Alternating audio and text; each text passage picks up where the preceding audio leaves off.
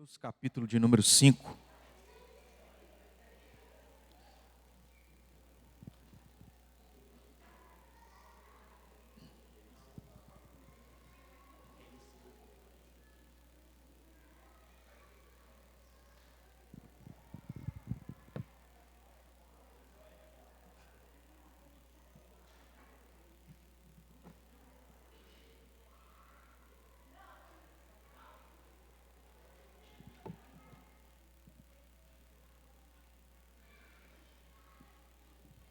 Chegamos na última bem-aventurança, que está nos últimos 2 versículos dessa primeira parte do capítulo de 5, do capítulo de número 5, que começa aí no versículo 1, mais especificamente o versículo 3 e vai até o versículo 12. Nós temos 9 bem-aventuranças. Começando no versículo 3, então, vamos fazer a leitura juntos, para a gente relembrar. Bem-aventurados, porque deles é o reino dos céus. Bem-aventurados os que choram, porque serão consolados. Bem-aventurados os mansos, porque herdarão a terra. Bem-aventurados os que têm fome e sede de justiça, porque serão fartos. Bem-aventurados os misericordiosos, porque alcançarão misericórdia. Bem-aventurados os limpos de coração, porque verão a Deus. Bem-aventurados os pacificadores, porque serão chamados filhos de Deus. Bem-aventurados os perseguidos por causa da justiça, porque deles é o reino dos céus. Bem-aventurados sois quando por minha causa vos injuriarem e vos perseguirem e mentindo disserem todo mal contra vós. Regozijai-vos e exultai, porque é grande o vosso galardão nos céus. Pois assim perseguiram os profetas que viveram antes de vós. Eu disse para os irmãos que nós temos 9 bem-aventuranças. Se você olhar aí na sua Bíblia, você vai ver que tem 9 letras B em negrito, tá certo? Então você tem versículo 3, 4, 5, 6, 7, 8, 9, 10 e 11. 9 bem-aventuranças. A sociedade bíblica fez esse trabalho que facilita um pouco a nossa... organiza um pouco melhor a palavra de Deus.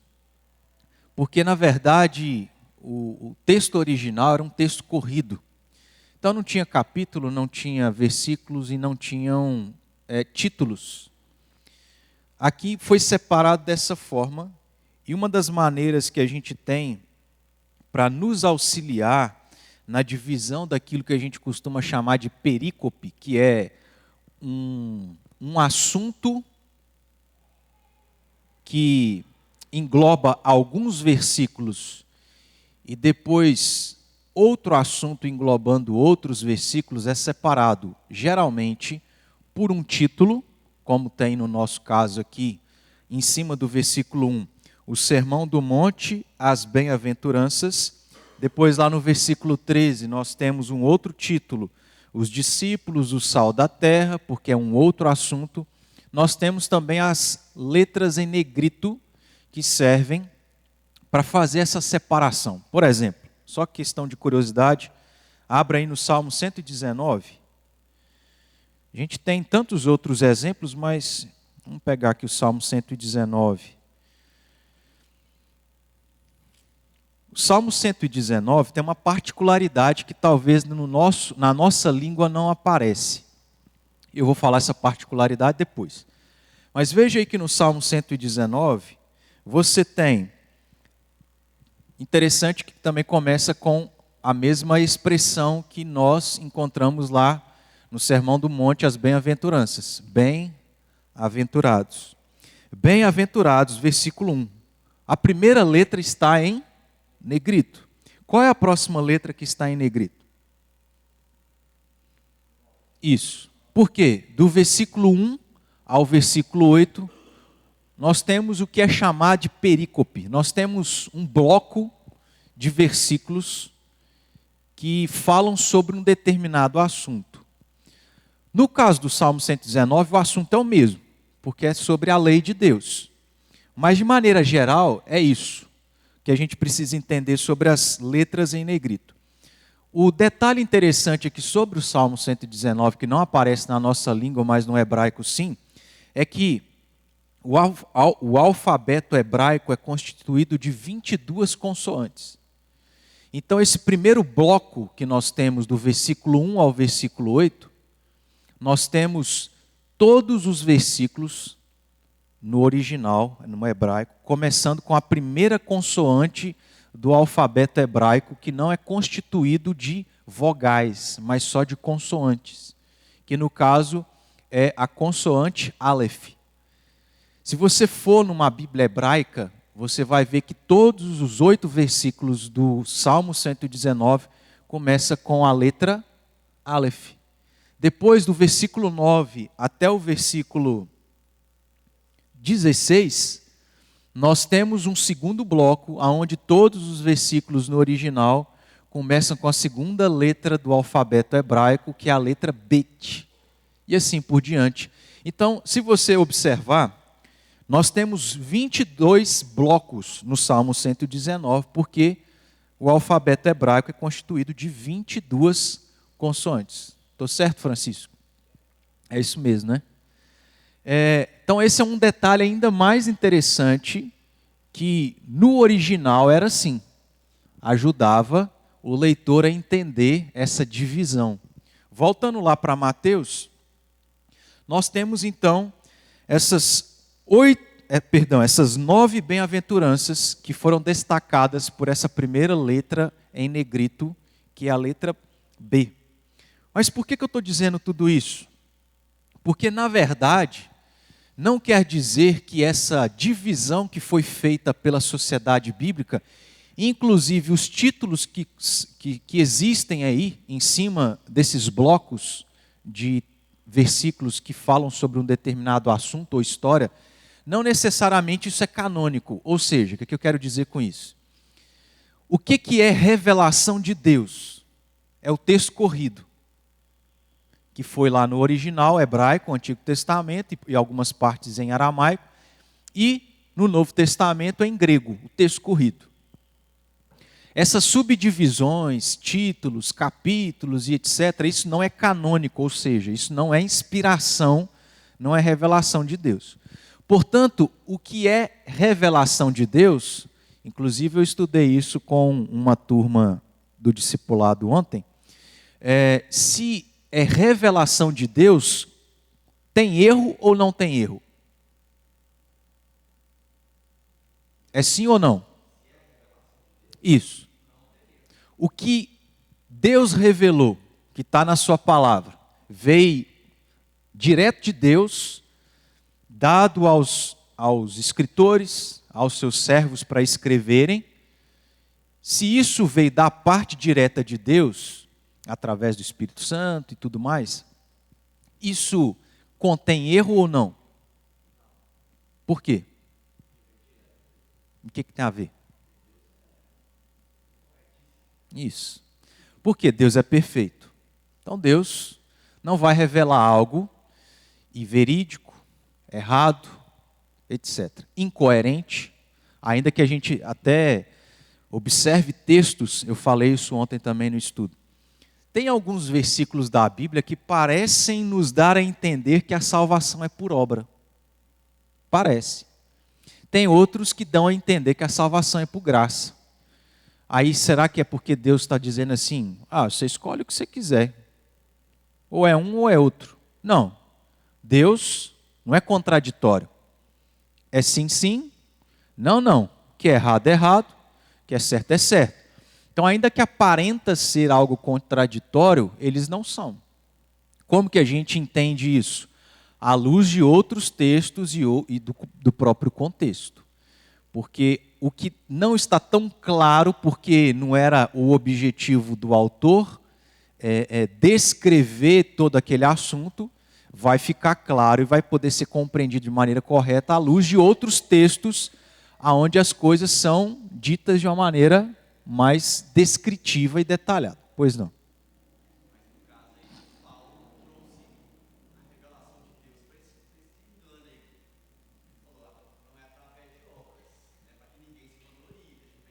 Isso.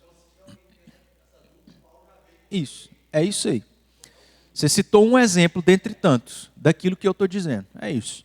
Por isso que é importante, irmãos, nós lermos toda a Escritura, conhecermos toda ela no sentido geral, detalhadamente, isso é impossível, profundamente, isso é impossível, mas o nosso esforço é de fazer o máximo que a gente puder para conhecer. Quanto mais você conhecer, mais claro os textos complexos se tornam. Tá joia? Então, estou abrindo aqui um parênteses interessante, importante, para que a gente saiba utilizar e ter essa análise crítica positiva a respeito dessa organização feita por pessoas que não foram inspiradas para fazer essas separações. Então, um exemplo.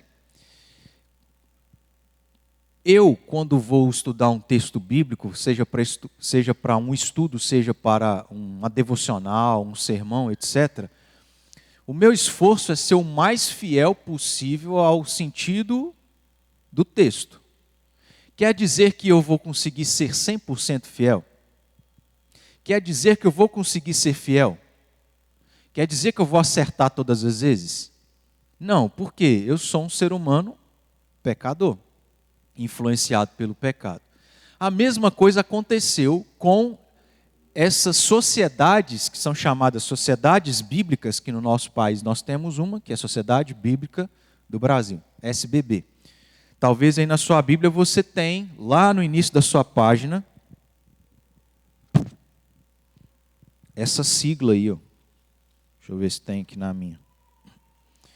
A minha é um pouco mais antiga, acho que eu até perdi umas páginas. Mas talvez aí na sua Bíblia tenha, SBB. Então essas sociedades é que fizeram essa divisão e já há algum tempo.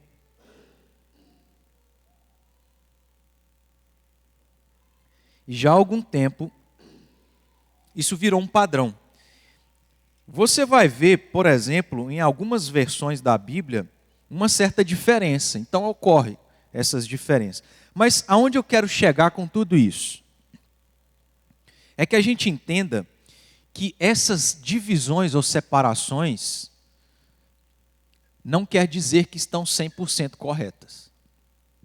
Existem alguns títulos que foram colocados que não é que estão errados, mas eles poderiam ser melhores por um estudo mais profundo daquilo que o texto está dizendo. Por que eu estou dizendo tudo isso? Para mais especificamente, olhando para o nosso texto, e é o exercício que nós vamos fazer agora de manhã, observar que, na verdade, por causa dessa divisão, a gente possa imaginar que são 9 bem-aventuranças. Por quê? São 9 versículos, onde as primeiras letras dos versículos estão em negrito. São 9 letras em negrito. Mas, na verdade, nós temos 8 bem-aventuranças, e não 9. Isso vai ficar claro. Mas vamos aqui ler o versículo 10 e compará-lo com o versículo 11 e 12. E aí, no momento que a gente fizer a leitura, você fizer a leitura, tente observar se não há uma certa semelhança um com o outro. Versículo 10. Bem-aventurados os perseguidos por causa da justiça. E aí a gente já estudou o versículo 10 no domingo passado. Deu para a gente entender o que é justiça, ao que isso está relacionado, por que isso tem relação com perseguição, etc. Mas continua no texto. Porque deles é o reino dos céus. Agora, versículos 11 e 12. Bem-aventurados sois quando por minha causa vos injuriarem, vos perseguirem e mentindo disserem todo o mal contra vós. Regozijai-vos e exultai, porque é grande o vosso galardão nos céus, pois assim perseguiram aos profetas que viveram antes de vós. Tem ou não tem uma certa semelhança aí? Qual é a diferença entre um e o outro? Eles são semelhantes, de certo modo, mas eles não são idênticos. Então, veja como que é o nosso esforço em estudar a palavra de Deus. Porque nós temos ferramentas, como por exemplo, eu quando vou fazer um estudo ou fazer um sermão, eu utilizo de certos instrumentos, como por exemplo nós temos hoje nos nossos dias, o que há alguns séculos atrás não tinham, comentários bíblicos.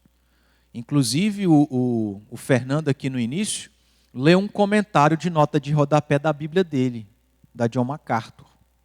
Nós temos isso na Bíblia de Genebra, nós temos isso na Bíblia Shed, pessoas que também fizeram esse esforço de estudar a palavra e pela compreensão que eles tiveram, eles foram comentando isso.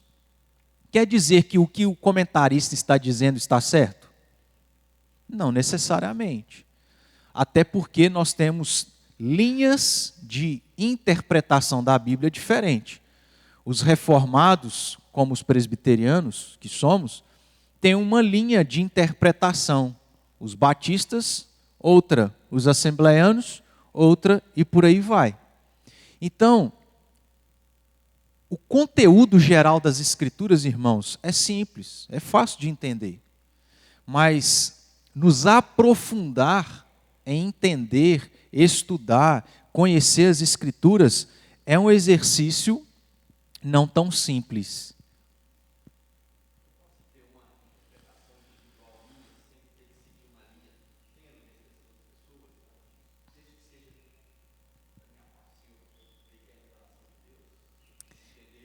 Cara, você tem todo o direito. Todo direito. Pode ser que você esteja certo, pode ser que você esteja errado. Agora vamos pensar o seguinte. É lógico que você colocou questão de revelação de Deus, né, a você, como o auxílio do Espírito Santo em iluminar os nossos olhos, que é o que acontece com todo cristão ao ler as Escrituras. E só é possível quem tem o Espírito Santo para entender a Escritura. Caso contrário, não importa se você é PhD, não importa. Mas veja só, tem pessoas que passaram a vida inteira estudando as Escrituras, se especializaram em línguas originais, em livros específicos, em uma das divisões da Bíblia, seja Antigo Testamento ou Novo Testamento, fizeram pós-doutorado em cursos específicos disso. Quem tem mais possibilidade de estar certo, humanamente falando? Alguém que dedicou a vida toda estudando e se especializando, conhecendo as línguas originais, ou nós, que somos leigos? Concordam? Se discordar não tem problema não. Mas concordam? Pela lógica? Pela lógica, sim. Mas não quer dizer que nós temos que pensar que, isso não quer dizer que nós não temos que ter uma avaliação pessoal, uma crítica pessoal para discordar, porque talvez eles possam estar errados.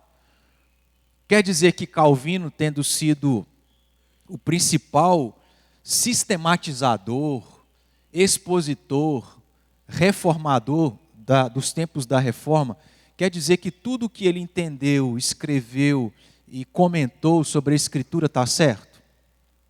De modo nenhum.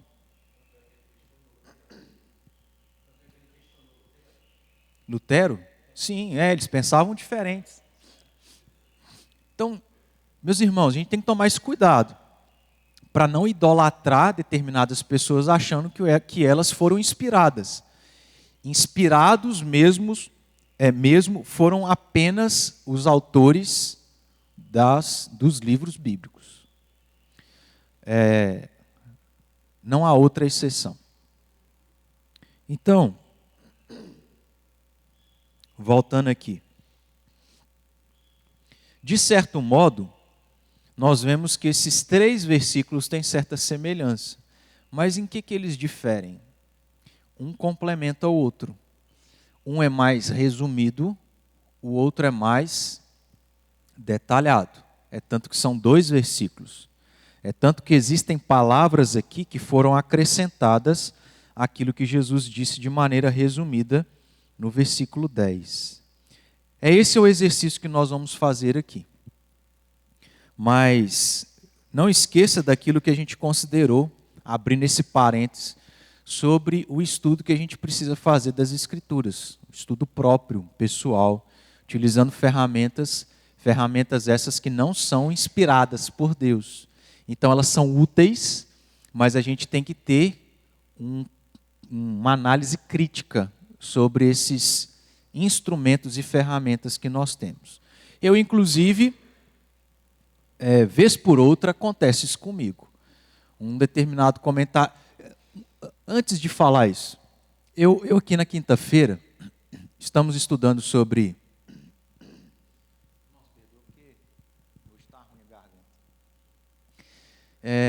eu já disse algumas vezes aqui nas quintas-feiras que esse foco que nós estamos tendo de estudar os sinais por sinais, mas no sentido daquilo que era o foco de Jesus, que estava relacionado ao que aconteceria no ano 70, que foi a destruição de Jerusalém e do templo, pouco eu encontrei material sobre isso. Geralmente o que a gente encontra é o uso desses sinais sendo aplicados à volta de Jesus. Tem relação com isso, mas o foco principal de Jesus de apresentar esses sinais era para aquilo que aconteceria no ano 70. Então o que a gente está fazendo? Entendendo esses sinais que tinham relação com o ano 70, vendo na história e principalmente nas Escrituras, quando elas nos dão informação sobre isso, a respeito do cumprimento de cada um desses sinais. Aí o que acontece? Como eu estou focando isso, e eu tenho pouco material, o que eu preciso fazer? Eu preciso entender o texto por mim mesmo, porque eu não tenho alguém para poder me auxiliar nisso, para abrir um pouco a minha cabeça. Aí esse exercício se torna muito mais difícil e muito mais arriscado, porque eu não tenho algo para comparar. Será que eu estou falando bobagem? Será que eu estou pensando algo que não tem nada a ver? E aí a gente pode viajar na maionese. Então a gente corre esse risco. Se você tem algo para comparar, você se sente assim, eu não estou sozinho nesse caminho. Se eu errar, eu estou errando com mais 30. O que é diferente quando eu estou sozinho, aí eu erro sozinho, posso errar sozinho.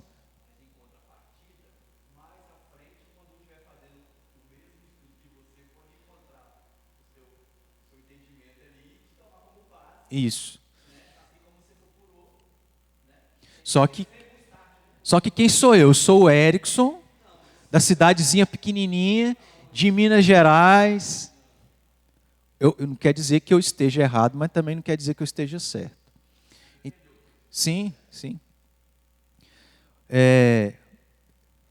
Então, irmãos, a gente tem esse desafio e a gente precisa ter esse temor porque é a palavra de Deus. Então, se você tem uma determinada interpretação e você tem auxílio para aquilo, use esse auxílio para saber se você está no caminho certo ou não. Se você não tem, você diga, olha, eu penso assim, não quer dizer que eu estou certo. Já ajuda. Se você tem muito auxílio, isso não significa que você pensando igual o outro quer dizer que todos estão certos. Pode ser que você e aqueles outros que pensam igual também estão errados. Então, o tempo todo a gente precisa. E, na verdade, a gente está com um parênteses aqui aberto já há algum tempo, todo cristão deveria se esforçar em conhecer hebraico e grego, porque são as línguas originais, que ao entender a língua original, você tem uma interpretação ainda mais correta e fiel às Escrituras. E, na verdade, a Bíblia só foi traduzida porque pessoas foram lá no original, só que há uma distância, não só de cultura, mas de língua, entre os hebreus, os judeus, os gregos e nós que somos brasileiros. Como tem uma diferença entre Brasil e Estados Unidos em palavras que não têm tradução.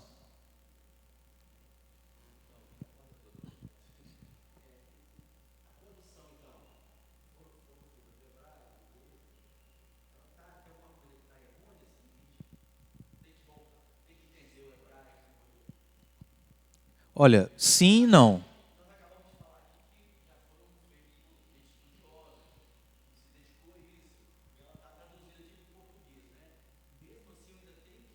Sim, sim. Não tem como você fugir do individualismo, né? Mas você precisa, se for possível, ir para o original, porque você vai buscar uma compreensão ainda mais clara que não foi colocada aqui. Como que é colocado essa compreensão? Geralmente nas notas de rodapé de algumas Bíblias comentadas. Porque é o texto que Deus deu. A interpretação é nota de rodapé.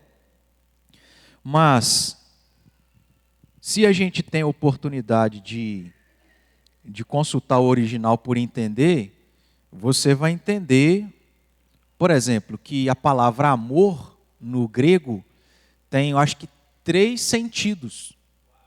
4. É de amizade de Deus para com o homem, é o amor eros, que é o amor sexual, né, erótico. Isso, de amigo. Entende? A gente precisa fazer isso, porque quando está lá amor, não está entre parênteses. Ah, amor eros, amor filéu. Não está. É importante. Isso. É problema você não consultar os originais? Não porque a Bíblia é simples em seu conteúdo, mas você quer aprofundar? Aí você tem que recorrer a essas coisas. E aí hoje, irmãos, não tem dificuldade. Por quê? Você tem curso online. Você paga lá R$ 20, você tem um curso de grego, hebraico. Mais fácil do que eu tive no seminário. Porque o que eu aprendi no seminário, eu não aprendi. Não foi a melhor didática. Certo? Então vamos lá? Vamos fechar o parênteses. Nosso exercício vai ser comparar o versículo 10 com os versículos 11 e 12, porque nós estamos aqui afirmando que esses 3 versículos correspondem a uma mesma bem-aventurança, que é a última, a 8ª e última bem-aventurança. Vamos perceber aí que no versículo 10, a aplicação dessa bem-aventurança é uma aplicação geral. Não está especificando ninguém aqui. Ou seja, ela se aplica a todos os crentes. Vamos nos lembrar que o Sermão do Monte, as bem-aventuranças, fazem parte de um sermão dito por Jesus a respeito do reino de Deus, a respeito daqueles que fazem parte desse reino e que, ao fazerem, têm determinadas características que são essas. Jesus, então, não estava pregando apenas para aquele público, apenas para aqueles judeus daqueles dias ou para os seus discípulos, mas para todo crente. Todo crente tem essas características. É isso que nós estamos aprendendo e observando. E no versículo 10 ele está falando de maneira geral: bem-aventurados os perseguidos por causa da justiça, porque deles é o reino dos céus. Agora veja que o versículo 11 não está assim. Você percebe essa diferença? Como é que está aí?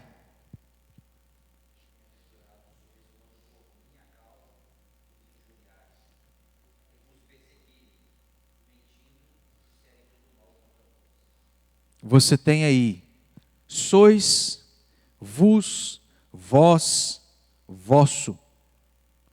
Jesus está se referindo a quem especificamente? Aos discípulos. Aos discípulos. Porque nós aprendemos que uma das características do crente é que por buscar a justiça de Deus, o que é reto aos olhos de Deus, qual é a consequência? Perseguição. Mas os discípulos já enfrentariam isso. Não muito tempo depois. Aí Jesus está como se estivesse fazendo assim. Abra um parênteses e aplico isso aqui a vocês. Que vocês vão ser perseguidos. Vocês vão ser injuriados. Vocês vão ser maltratados. Etc, etc. Por isso que Jesus está repetindo a mesma bem-aventurança. Porque agora ele abre um parênteses para especificar e aplicar isso aos discípulos, porque a gente observa que o verbo aqui está diferente. Aqui está incluindo especificamente os discípulos. Aí o que a gente observa também de diferença? É que o versículo diz, o versículo 10, né? Por causa da justiça. Essa justiça, não está falando qual justiça, justiça de quem, só que a gente já entendeu que essa justiça, o que é reto, não é reto aos olhos do homem, nem a lei do homem, mas aos olhos de Deus e a lei de Deus. O que a gente fez? A gente pegou a palavra e pelo contexto entendeu que ela se aplica a Deus. Esse é o exercício de estudar a Escritura. Porque o que Jesus revelou foi isso. Bem-aventurados os perseguidos por causa da justiça. Aí a gente quer ir além. Eu quero entender qual é o sentido. Que justiça é essa? E aí ao estudar a gente entende que pelo contexto é a justiça de Deus. O que é reto aos olhos de Deus. Então o versículo 10 é resumido, porque ele fala de justiça. Mas o versículo 11 não. Como que está aí, ó? Bem-aventurados sois quando por minha causa. O versículo 10 está relacionado a algo? A Cristo? Não. Aqui é perseguidos por causa da justiça. Mas justiça de quem? E no versículo 11 Jesus explica isso. Perseguidos por minha causa. Só um pouquinho. Então, tem uma diferença entre um versículo 10 e o versículo 11, mas o versículo 11 explica o versículo, ou complementa o versículo 10. Pode falar.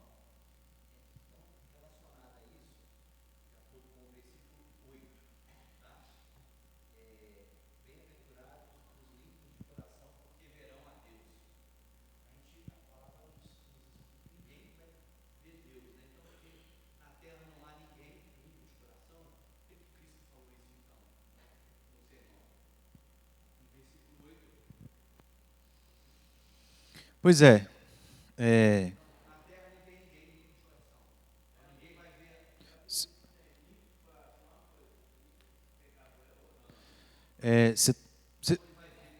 Você participou desse estudo?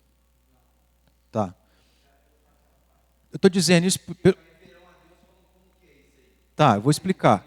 Eu estou dizendo pelo seguinte, que como a gente já passou por ele, os irmãos que tiveram a oportunidade de estar presentes, tiveram a oportunidade de entender isso. E de maneira resumida, limpo de coração, nós somos limpos de coração? Somos. Somos. Somos ou não somos? Quem limpa o nosso coração? Nesse sentido, nós somos limpos de coração. Nós somos santos?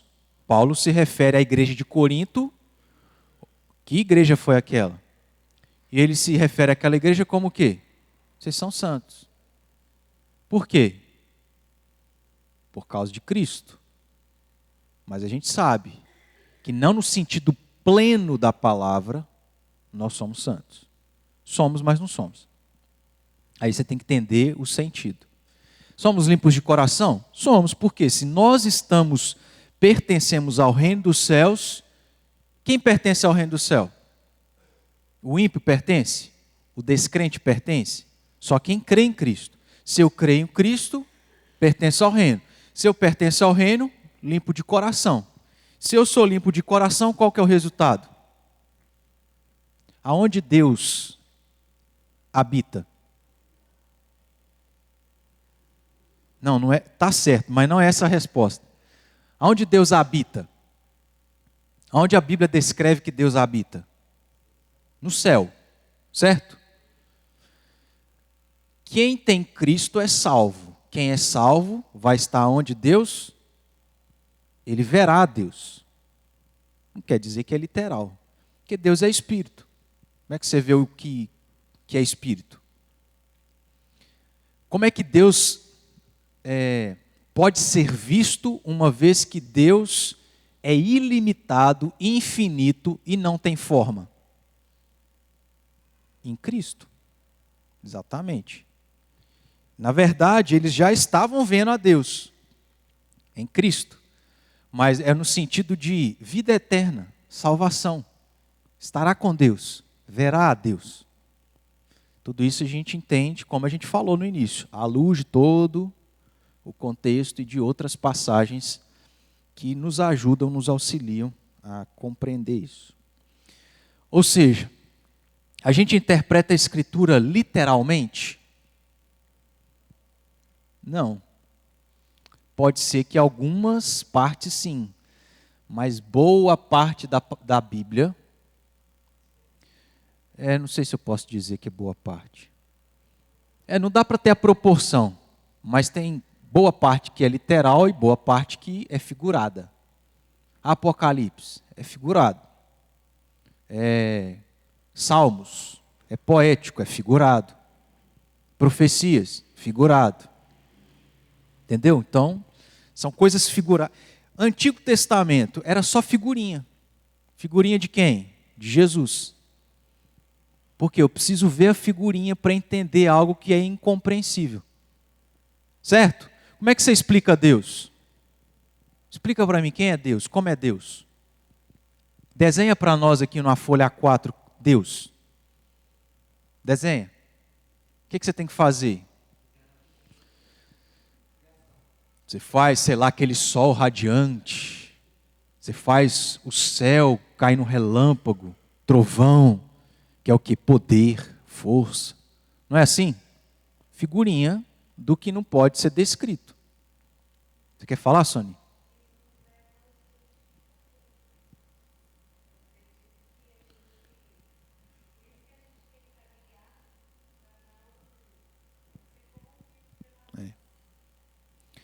A gente é igualzinho o povo de Israel. Você pega a figurinha e corre o risco de adorar a figurinha. Aonde eu estou querendo chegar? Você pega os sinais de Mateus 24 e a gente tende a achar, a se apegar àquilo de falar assim, não, está acontecendo isso? Não está? Então vai acontecer isso. Está acontecendo isso outro? Para achar que a gente vai conseguir fazer checklist naquele papel de várias coisas que tem a acontecer, para na hora que der o último checklist lá, agora Jesus está voltando. A gente não vai acertar nesse sentido. É uma noção, mas não é uma agenda detalhada e específica. E aí, irmãos, quando a gente vai estudar Apocalipse, as profecias, a gente tem que tomar muito cuidado, porque a gente corre o risco de viajar na maionese. De ficar fazendo teoria da conspiração. Isso que está dizendo aqui na profecia é lá o Obama, é o Putin, é a pandemia, é os gafanhotos que vieram lá da Bolívia, não lembro se era da Bolívia. A gente tende a se apegar a essas coisas. Elas servem para alguma coisa? Servem. Mas a gente tem que tomar cuidado, porque a gente tende a ir pela nossa própria interpretação e criatividade, né?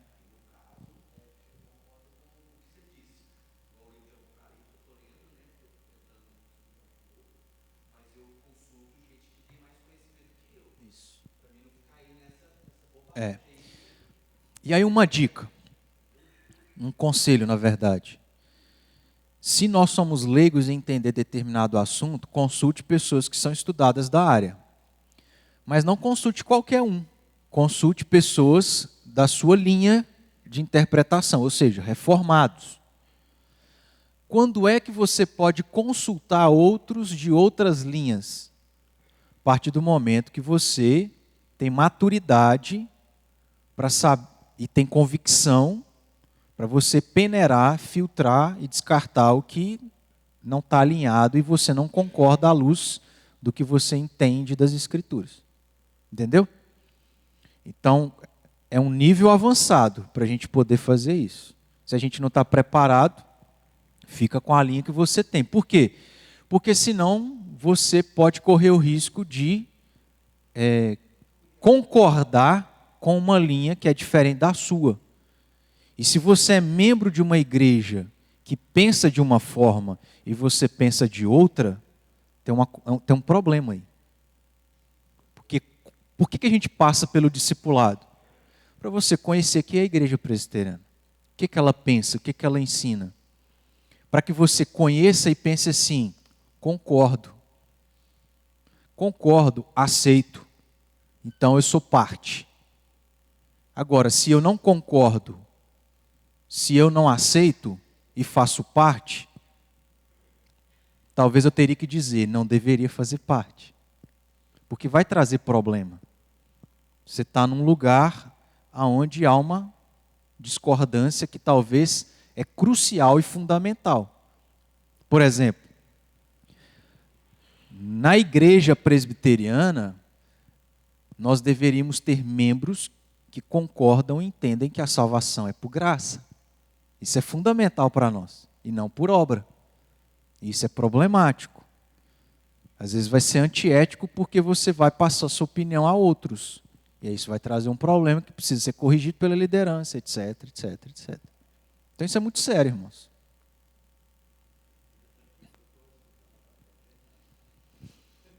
Não quer dizer que ele é, né? Mas o cara já... o cara... Você tem aí, irmãos, na área da escatologia, Leandro Lima. Você tem em outras áreas, Augusto Nicodemos, Heber Campos, Pai, o Filho. Só não tem o Espírito Santo. Também tem. Tem alguns, né, aí dentro da igreja presbiteriana que são muito bons. Vamos voltar então. Observe que no versículo 10, Jesus então fala apenas sobre perseguição, aqueles que são perseguidos. E aí a gente aprendeu que a perseguição é sinal de que os que são pertencem ao reino dos céus. De que a perseguição faz parte do caráter e da vida cristã. O que a gente está aprendendo aqui ao longo do ano? Crescendo no conhecimento sobre a igreja e a vida cristã. O que é a vida cristã? O que é a sua vida como cristão? É marcada e caracterizada por tapinha nas costas, aplauso, multidão. Você é o crente quadrado, carrega a Bíblia debaixo do braço. Você vai ser perseguido. Você não defende a ideologia de gênero, o casamento homossexual, etc. Você vai ser perseguido. Aí quando a gente olha o versículo 11, Jesus acrescenta duas coisas. Ele diz: vos injuriarem, vos perseguirem e mentindo disserem todo mal contra vós.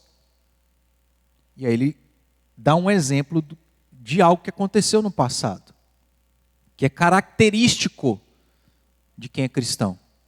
Se é característico, você vai olhar para crentes no passado e falar, ó, foram perseguidos. Aí você vai olhar para os crentes de hoje e falar assim, ó, são perseguidos. Aí você vai pensar assim, eu não vou ser perseguido? O que é ser cristão? Que muita igreja não ensina. Você vai ser. Se você levar a coisa a sério, você vai ser perseguido. Foi assim no passado. Mas aí Jesus coloca injuriar e mentir contra vós.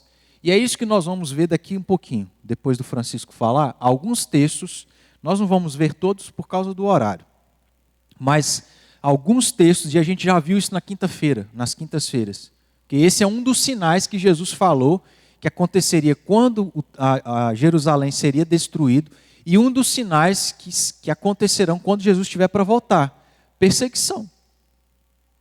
Ah, se nós vamos viver a grande tribulação e tal, não é o caso aqui agora. Mas é uma coisa que esteja certa. Característica da vida cristã é ser perseguido. Foi no passado, é no presente e vai ser no futuro. Fala, Francisco.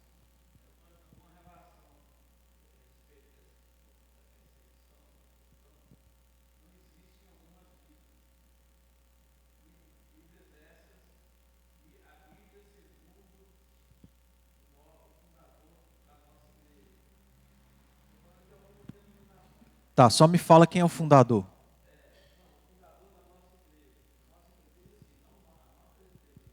Ah, tá.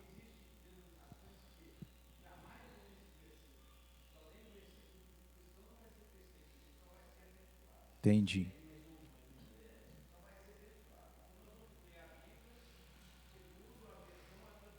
Ah, sim. Entendi. Entendi.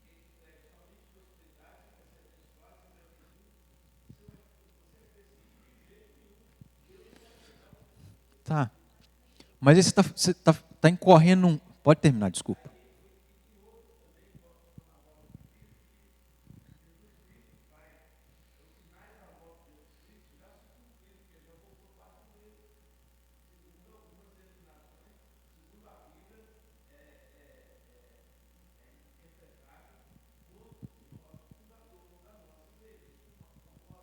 É nós como se estivesse pertencendo a essa igreja.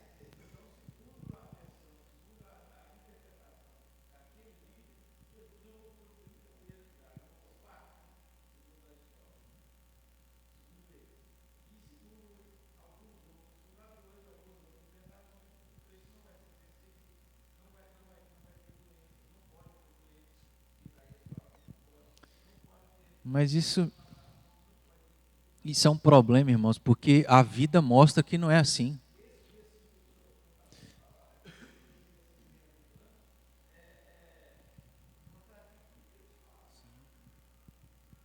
Mas assim, a própria história mostra que eles estão errados. Por quê?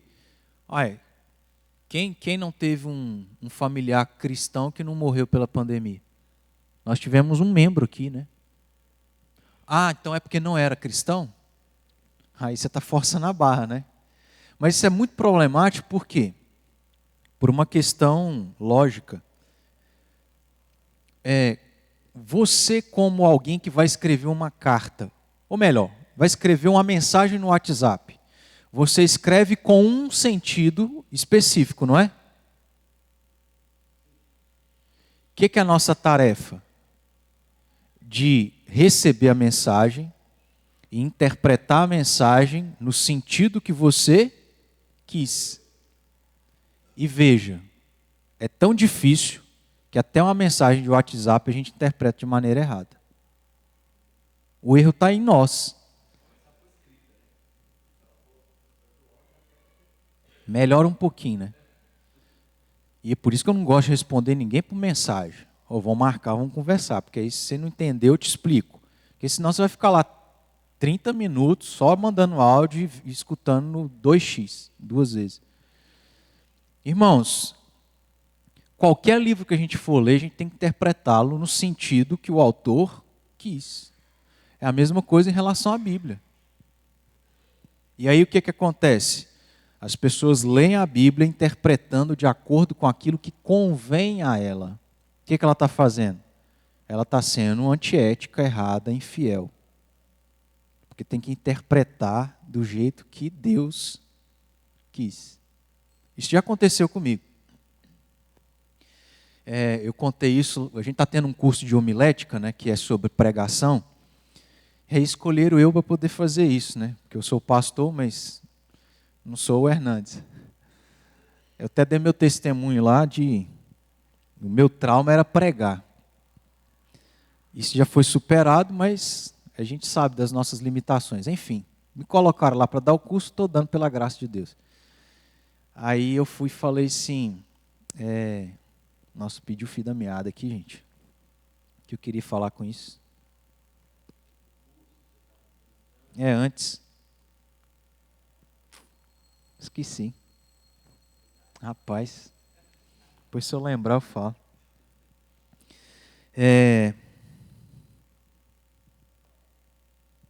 Lembrei. Deus é bom. Já aconteceu comigo, que foi o que me fez linkar isso. Eu penso, vamos supor, a igreja tem um determinado problema. Aí o pastor tem que tratar. Aí para tratar, ele se ampara em quê? Na Bíblia. O que é autoritativo? É o pastor ou é a palavra? É a palavra. Aí ele vai procurar amparo na Escritura para tratar um determinado problema. Para a gente fazer isso, aí você pensa assim, aonde na Bíblia fala sobre determinado assunto? Aí você vai para aquela passagem. Ainda que seu objetivo seja falar sobre aquele determinado assunto que o texto fala, se refere, o autor talvez não tinha como foco aquilo. Aí o que você precisa fazer? Como você tem que ser fiel ao texto, você tem que falar o que o texto fala. Aí às vezes você procurou o texto para falar de uma coisa, só que o texto fala de outra. Aí o que você tem que fazer? Falar da outra. Ainda que você queira focar no que não é o foco. Você pode fazer isso. Mas você não pode forçar o texto para falar uma coisa que o texto não fala. Qual é o compromisso? Com o que você quer falar ou com o que Deus quer falar? Aí você estudou o texto, descobriu que o texto fala sobre outra coisa. Aí já é domingo. Como é que você faz? Aí você tem que pregar o texto. Porque não tem mais tempo. Mas o compromisso é com o texto, com a palavra e com o sentido que Deus quis com o que está na Escritura. Não dá para forçar. E o que tem muita gente que faz nos dias de hoje é forçar a Bíblia para ser aquilo que convém a ela, para ela se justificar nos seus pecados. Para a gente avançar um pouquinho aqui, irmão, a gente tem 6 minutinhos. Que aí eu vou tentar fazer isso aqui, e aí um parênteses que a gente pode abrir, eu vou ver se eu deixo para o nosso próximo estudo.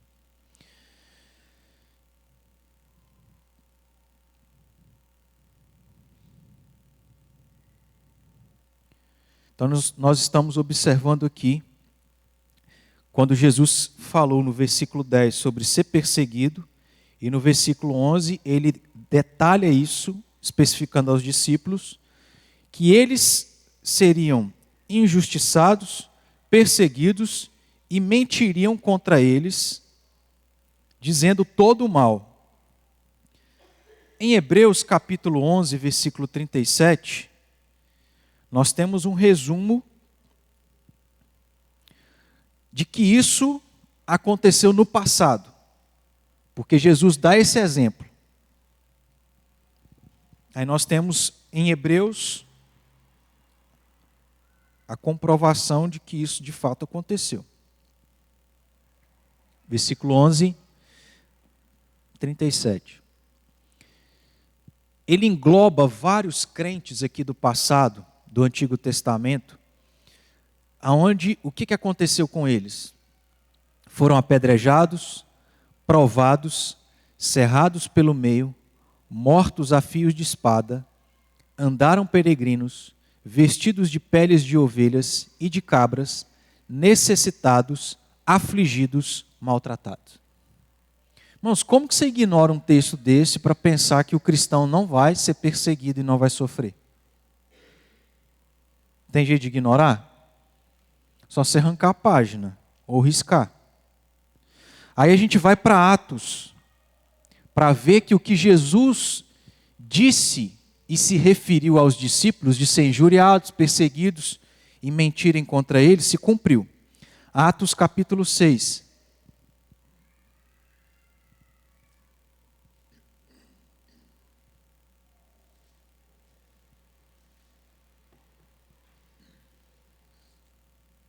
A partir do versículo 8. Vou ler rapidinho, os irmãos vão acompanhando. Estevão, cheio de graça e poder, fazia prodígios e grandes sinais entre o povo. Levantaram-se, porém, alguns dos que eram da sinagoga chamada dos libertos, dos sirineus, dos alexandrinos e dos da Cilícia, e Ásia, e discutiam com Estevão. E não podiam resistir à sabedoria e ao espírito pelo qual ele falava. Inclusive, irmãos, esse versículo de número 10 é cumprimento de um dos sinais que Jesus disse lá em Mateus 24, que aconteceria antes da destruição do templo de Jerusalém. O quê?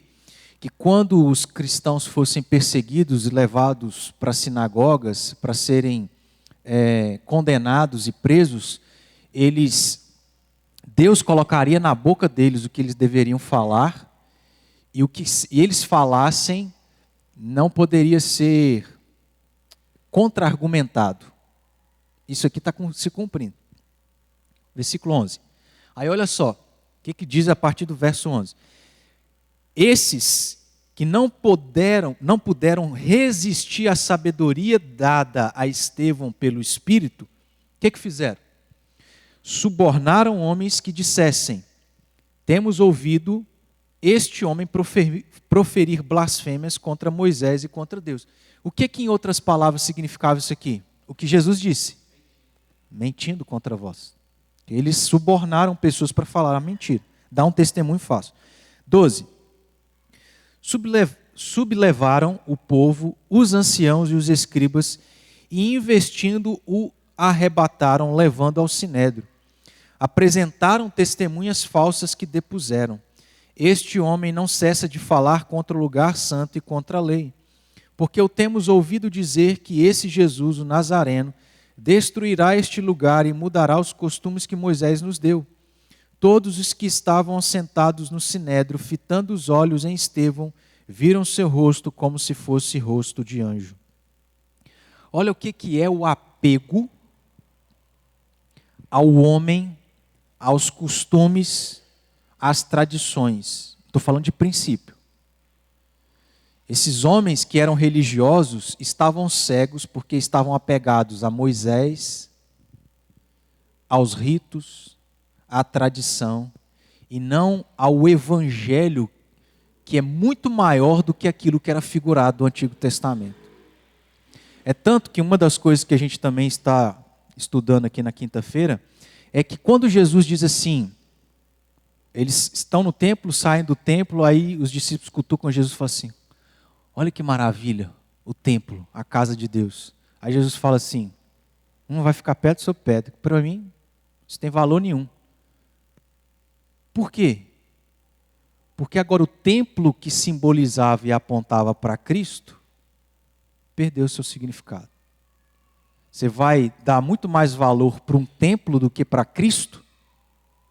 Jesus está dizendo: eu sou muito mais importante do que o templo. Isso que simbolizava a presença de Deus perdeu o efeito. Que agora a presença de Deus não está no templo, está no Espírito Santo, que é quem eu enviei. Estão entendendo, irmãos? Por que esses homens mataram Estevão? Porque, olha o argumento no versículo 14. Porque o problema é que eles estavam dizendo, dando um testemunho falso de Estevão, mas citando algo que Jesus disse: que o templo seria destruído e os costumes de Moisés seriam mudados. O sábado já perdeu seu significado. Os sacrifícios perderam seu significado. O templo perdeu seu significado. A circuncisão perdeu seu significado. Por quê? Cristo. mas estavam apegados aos costumes, às tradições. E aí não quer dizer que a gente tem que descambar para um liberalismo. Mas a gente precisa entender o que era o Antigo Testamento, qual era o seu objetivo. Ele cumpriu, de fato. Mas preste atenção, ao cumprir, aquilo mais não é exigido como que eu posso dizer aqui? Não é exigido como condição, porque ele fez. O que antes, não entendeu? O que antes o cordeiro fazia porque o ofertante não podia se auto-oferecer, que se ele fizesse isso ele estava morto, agora Cristo faz. Então perdeu o sentido, porque é Cristo, por isso que a Bíblia diz, crê em Jesus e será salvo. Basta crer. Não é necessário cumprir a lei, porque quem cumpriu é Jesus. Mas quando a gente crê em Cristo Jesus, a gente quer cumprir a lei, não porque eu quero alcançar o céu, mas porque eu quero agradar ao meu Deus. Deu para entender aqui, irmãos? Isso, que é, eu sou incapaz de cumprir esse tanto de trem, esse tanto de coisa. E na profundidade do que os mandamentos, por exemplo, implicam. Não é só pensar, eu não posso matar, eu não sou um assassino, então nunca descumpri esse mandamento. Já descumpriu, porque você já quis matar seu cônjuge. Não é? Eu nunca adulterei, mas você já olhou de maneira impura? Você já desejou? Quebrou o mandamento. Eu nunca roubei, mas já desejou que era do outro. Enfim, é impossível, né? Revela a nossa incapacidade de cumprir. E aí, irmãos, o que a gente observa? Que todos os apóstolos, exceto João Batista, foram martirizados. E para a gente encerrar, o que Jesus diz? Bem-aventurados, no versículo 10. Bem-aventurados, porque deles é o reino dos céus. A gente explicou que o ser perseguido não é condição para alguém ser salvo. É o contrário. Quando alguém é salvo, ele vai ser perseguido. Se eu sou perseguido, é porque eu sou um salvo. Se eu sou um salvo, em outras palavras, o que você é? Bem-aventurado. Você tem a vida eterna. A perseguição é sinal, acho que isso aqui eu já até disse, né? Já. Aí, o versículo 11, o que Jesus acrescenta? Bem-aventurados, se vocês forem injuriados, perseguidos e falarem um mal, todo mal contra vós.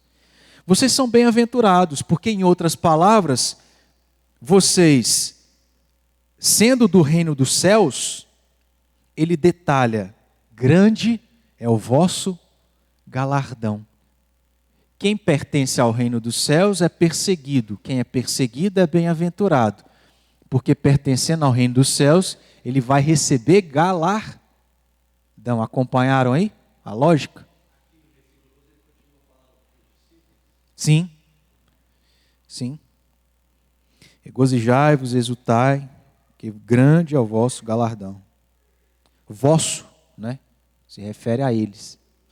É lógico, irmãos, que o foco é eles, mas não exclui nós, porque a gente sabe, Eu estou querendo dizer o seguinte, o versículo 11, Jesus podia ter parado no versículo 11, só que o que Jesus quer fazer? Ele quer confortar os discípulos dele, porque ele sabe o que vai acontecer com cada um deles.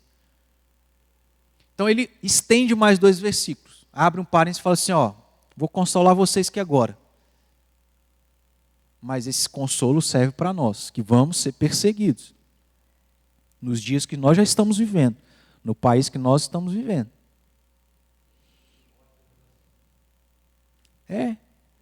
Jesus não é o tipo de pessoa que... Jesus não pregou uma teologia da prosperidade, onde ele só mostrou como o Hernandes gosta de falar, né, benécias. Nem sei falar isso. Ele não mostra só as coisas boas, ele fala assim, a realidade, vocês estão num mundo caído, vocês são pecadores. O mundo é mau, é o que a gente está aprendendo em Pedro. O mundo é mau, vocês vão ser perseguidos, vocês vão ser forasteiros, vocês vão ser dispersos, vocês vão perder tudo, porque o mundo é caído. Não é o céu aqui. Então essa é a realidade. O caminho é estreito, é apertado, é difícil, mas aí ele consola.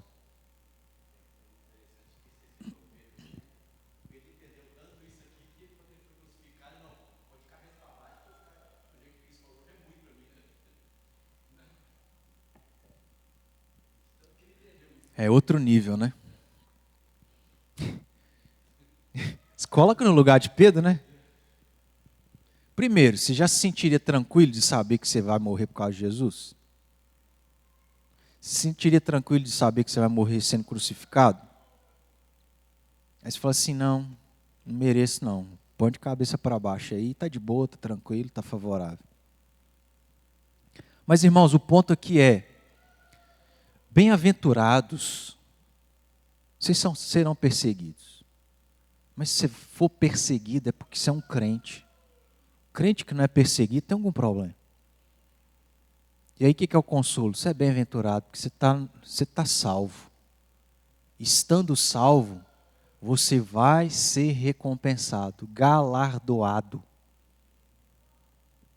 Não é porque a gente merece, mas é porque Deus quis nos recompensar com as bênçãos que nós podemos receber no céu. Isso tem nada a ver com salvação. Salvação não é mérito, é graça. Salvou, está salvo. Agora, galardão não é diferente.